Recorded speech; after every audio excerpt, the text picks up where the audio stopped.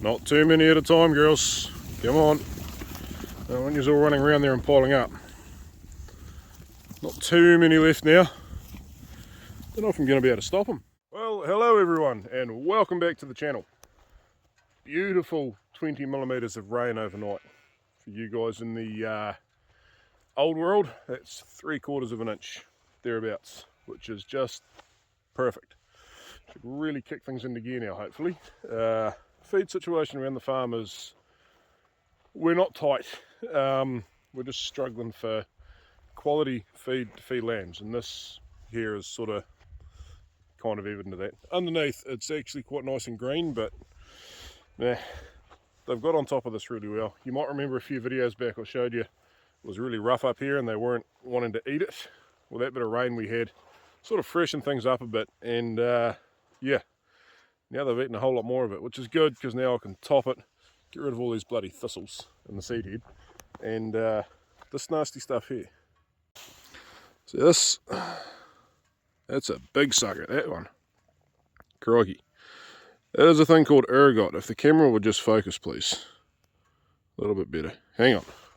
Hold it up in the air. There we go. It's a fungus called ergot. It's not going to show it. Anyway, ergot is a real concern. Browsing like this, the sheep aren't really going to eat it. Cattle probably would, and they are far more susceptible to it.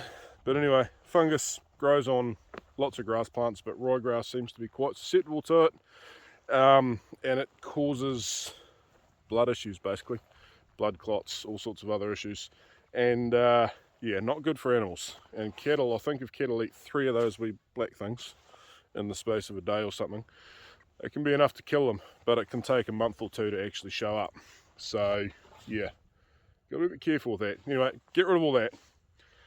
Next thing out the back, can't really see it, maize and clover. Results are in, and 80 days from planting we have grown 150 kgs a day average from planting.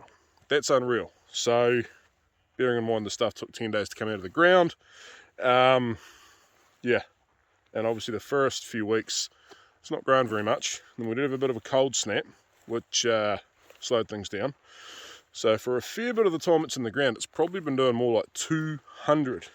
To put that in perspective, our grass for a lot of that time has probably averaged 10 to 15 because we've been quite dry and grass needs water to grow. Plus the soil temperature's been way up there, like 24, 25 for a fair while, and ryegrass stops growing at 18. So yeah, anyway, these girls are alright. We're going to come up here later on this afternoon, going to mow all this whole thing down there, steep little bit over the side here, get that all tidied up, and then this is going to grow beautiful lamb feed for the next month, 6 weeks, maybe even right through till May, we'll see. And this 1200 and something ewes, I'm hoping tomorrow, maybe Friday, today's Wednesday, but we'll see, are going to wind up out there on that maize, break fed. And from the calculations I've done, there are about 20 days of grazing on 2 hectares for, which is what, roughly 5 acres, for, yeah, 1200 ewes. That's pretty impressive. That's a big spell, a lot of pressure we're going to take off the whole farm platform. So yeah, and fingers crossed, when it's all done, the clover will regrow, but unsure on that. Anyway, well, that sort of speaks for itself, doesn't it? Might as well cut some tracks. Woohoo!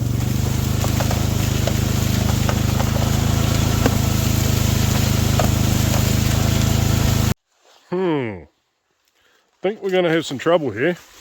I was hoping this stuff might have been a bit softer than it is, but yeah, not too sure how we're going to get on putting a wee temporary electric fence up in here. So I may have to go drop the jewels off my loader tractor and use it to put the tracks in, because in the wheel track, to be fair, it's pretty good, but there's too much hanging over the side. So if I can just make that wheel track wider, doesn't seem to work with the bike just driving a bit wider, just seems to push it down, it pops back up. So yeah, but check this out. So this is a poorer area. As you can see over there, it's a lot better the whole way over. But check out that feed. That's unreal. Yeah, that clover is wound up there really, really good. And it's got quite a thick, dense base of it in the bottom too. And the maize stalks are actually reasonable. They're quite juicy inside too. Yeah, it might be drying out a wee bit, but that is, yeah, no, it's still pretty moist. Yep, so I think you're going to do a right on this, but we do need to get through it. Because it's growing like crazy, and there's always that trade-off, although it's starting to do this a little bit.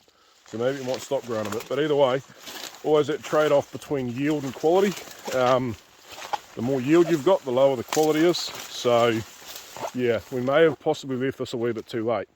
But the way the season's gone, trying to rush around and get all the rough grass cleaned up, because I don't really want to push the tudus and the light use very hard to do that.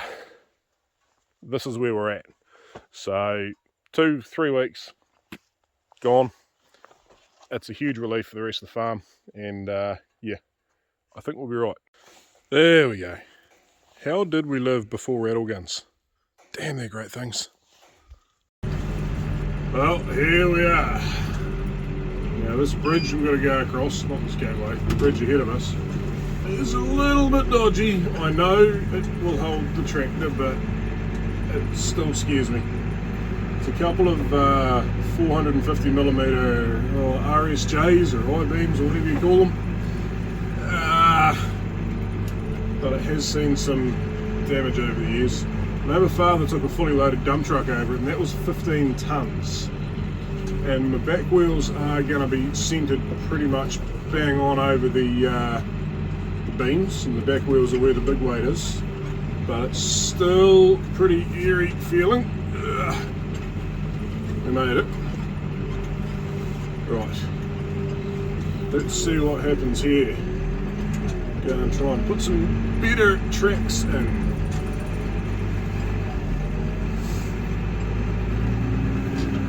Fingers crossed, eh? Right, which wheel are we going to put in there? That one there. There we go. That is a lot better behind us. I'll show you in a wee while. I think we can make that work.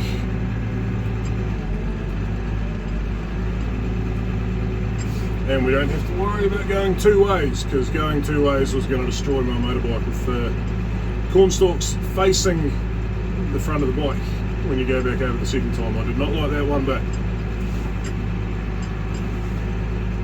So tractor it is to put the wheel marks in, that's alright. We can work with that.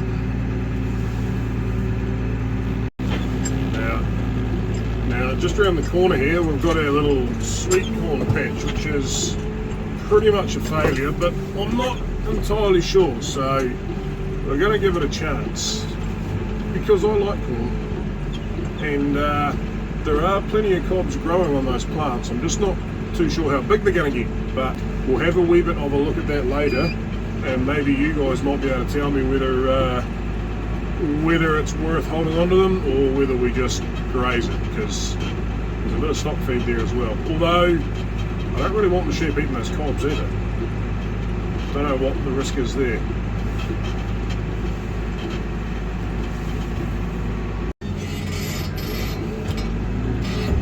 I'm gonna go out on a limb here and suggest that this is probably not something most people see a lot of. Tractor driving through a green corn crop. Don't know, I could be wrong, but whoa, there's some feed there. Bit of a headland there on the ploughing. For some reason that's a bit lighter there, but that's alright. And there's our track. Right there. Right, that's 2 brakes in. I'm not going to do any more than that because we don't actually know how this is going to go. Weighing of crops is a very I don't want to say vague. The more samples you get, the more accurate it is, but it's never a completely accurate science. And yeah, the sheep will tell you what's there more than weighing samples will. So yeah, anyway, I'm going to go, don't know what I'm going to do next. Got some baleads to shift with this tractor, which while it's running we could do, but I think I'll go home, have a coffee, and then go gather up some fencing gear and come and get this done, because yeah, tractor work goes better in the afternoon, I always find, and this sort of stuff goes better in the morning. Back across here without breaking anything.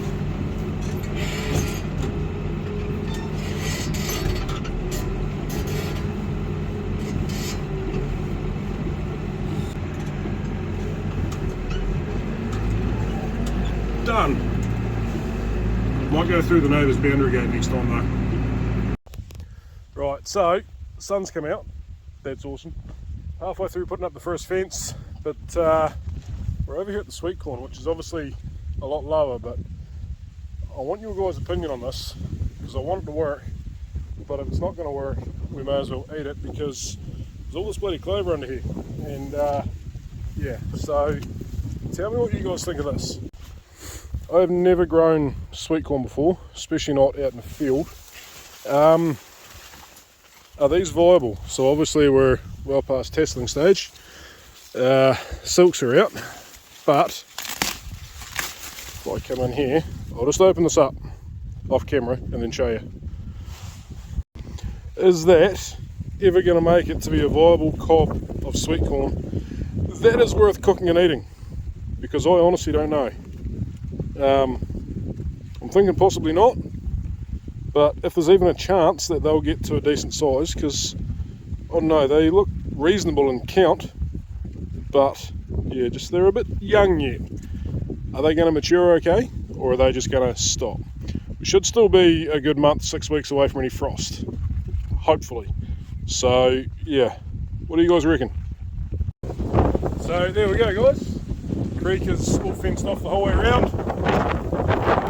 Tracks in just here for the sheep to hopefully move into, but I've got a bit of a plan there to get them on. The first break is set up. There's the line. Next one's just down there. I haven't got a fence here for that yet, but we'll get that up in the next few days. All tied up. Heaps of power on it. What do we got there? 7.5. Not ideal, but it'll hold them. Oops, that's because that's touching there. No. Enough anyway. So, come back tomorrow. Just before the ewes go on, we've got to run them down the race and take a few lambs out. Maybe a couple of light ones. There shouldn't be any light ones in that mob because we did that a while back. Might be a wee few. And get a sample weight. So sample weight is normally 10% of the mob, just so we can get an idea of what's happening to them when they're on here, because yeah, it's all very good and well doing all these tests and finding everything out.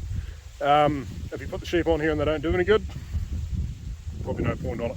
It's only a maintenance fee. Come back with a 9.5 megajoules of metabolizable energy per kg of dry matter. So a kg of dry matter being that minus the water. So come back, I think we were 13% for the maize, 15% for the clover. Clover was a wee bit higher energy, so it'd be a little bit higher than 9.5, might be 9.75, but we'll work on that. Good quality grass is 12 to 13, poor quality grass is 9 to 10. So this is the same as poor quality grass, but they haven't got to work as hard for it.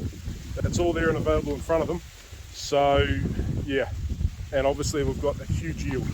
This paddock might have grown 2.5 tonnes of dry matter and grass in the time that this crop's been in, and it's grown 12 at least. I'd say by the time we get to the other end of it, what's left will be 14, so average that out and say 13. But then by the time we get to the end of it, we might have grown 4 tonne of grass. So let's say with 10 tonne a head on this little bit of ground, yeah, it's going to be interesting. Anyway, we'll see you tomorrow.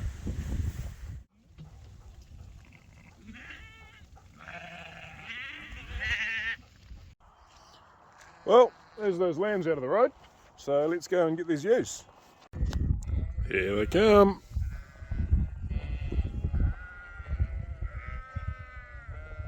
Girls are hungry, there's no doubt about that. I did all the rest of the topping in here yesterday, and as you can see it's quite heavy.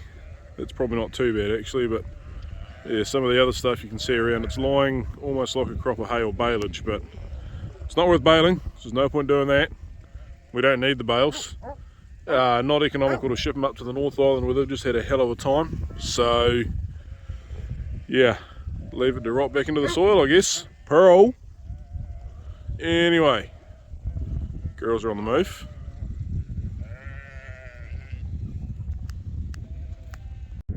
We have a few stragglers heading up to the gate. They're actually looking in pretty good nick considering. We have had to be pretty hard on these girls this year because just cleaning up all that rough quality tucker around, so it's expected they're going to be a bit lighter now than they were when we condition schooled them. But yeah, that other mob that we took, the lighter ones we took out, we've been a bit easier on them. Not by that much, but we have. But the big benefit there is that you take away the competition from these ones on the other ones. So yeah, but hopefully in a week's time, we've had all this rain now. As you can see, the whole district is changing colour. It's looking beautiful. Hopefully we'll be able to pile some weight on those light ones and a whole lot of lambs and some cattle. Maintain these ones where they are, and when they come off the maize then we can maybe look at giving them a wee bit of a boost, but I don't know that we need to. We normally feed pretty well through the autumn if we've got the opportunity to, which I think this year we will. Possibly even a little bit of actual flushing, whereas you just shift them every day and feed them as much as they can eat, but you've got to have enough grass around to do that. Just for a short amount of time, like 3 weeks, puts a bit of weight on them before winter, and then you sort of try to hold that as long as you can through winter. As I've talked about before, the whole goal was to have the sheep in good condition when they spread out the 1st of September with plenty of feed. So that's what we aim to do, and make a little bit of money at a lamb along the way. On the move.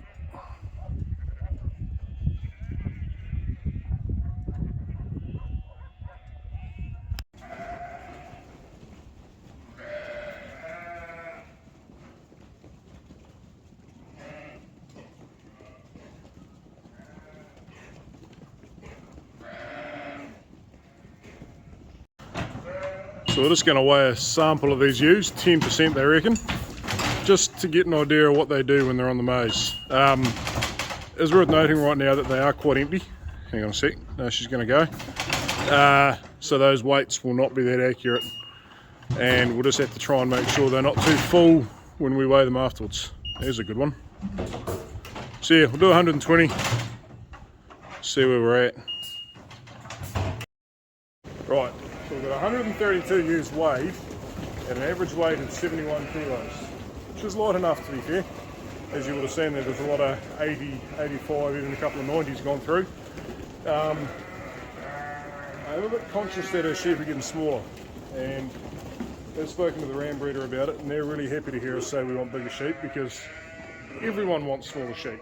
But yeah, as you sort of have your 2-tooth, then your 4-tooth, then your 6-tooth, then a full mouth ewe, and then we run them 2 years past there. They do keep growing until they're sort of 6-tooths. So it's that 4 years old. And I don't like that 65 kilo ewe. I like that 75 kilo ewe. So yeah, we'll see what happens there. And yeah, the other thing there to note is that, like I said earlier, they're probably a bit empty, so there could be 4 or 5 kilos of gut fill there that they're missing, which would bump us up to 75. Yeah, but that's all right.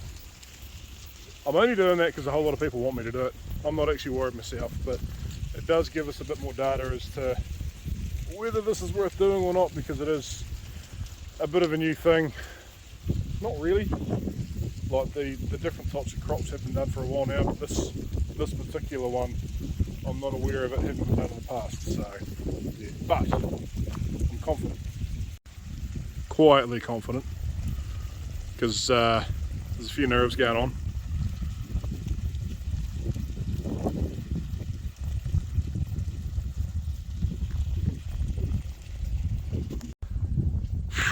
That was close. These girls haven't been around here before. And of course we've got the Swedes fenced off there. And they started bunching up. And that scared me a little bit because I thought they were going to break onto the crop, but they didn't. They're away.